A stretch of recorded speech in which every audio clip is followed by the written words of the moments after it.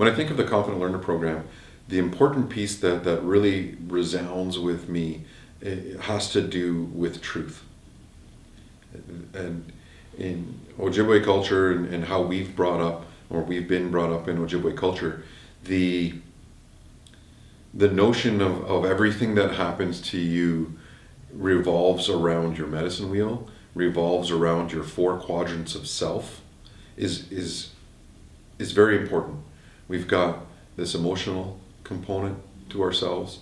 We've got the mental or academic component to ourselves. We've got the physical component to ourselves, and we've got the spiritual component.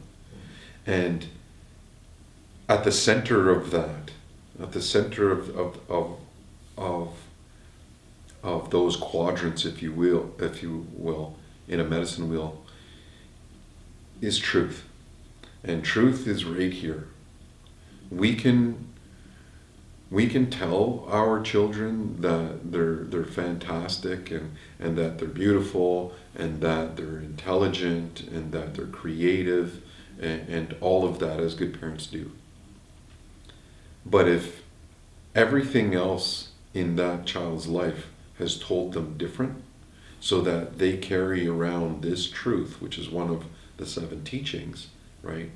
If their truth tells them different, then when we try and counter that, when they feel that they're sad, or when they feel that they're dumb, or that I'm stupid, that I can't read, right? No matter what we say, that doesn't change. And if we tell them the opposite, and we don't acknowledge that for them, then they start to develop a lack of trust, because we're saying the opposite of how they feel. So when I think of confident learners, that confidence is their truth. As educators and as parents, it's so important for us to be able to build on that sense of confidence that becomes their truth. And so for the Confident Learners program, we start picking apart from the parent and teacher perspective of where are those gaps? Where can I quickly respond to anything that would contribute to lack of confidence? Because we've got a very narrow window. The curriculum in all of our provinces follows the same format, that we learn to read until we're about 9 years old, and then the curriculum switches and it's read to learn. And if you can't read, then the gaps get bigger, and students feel it. Our kids feel that confidence. It's their truth. And so for me, now that we've got a specific gap identifier in terms of language related skills or code related skills, I can help parents from a teaching perspective be empowered when that child comes home and says, I hate school, right? I can't read, I'm dumb, or whatever, however they relay that to parents. And it's heartbreaking. It's heartbreaking for parents on a number of levels. One is that, it's not something you want to hear, but what's even worse is that we feel helpless because we have no idea how to fix it.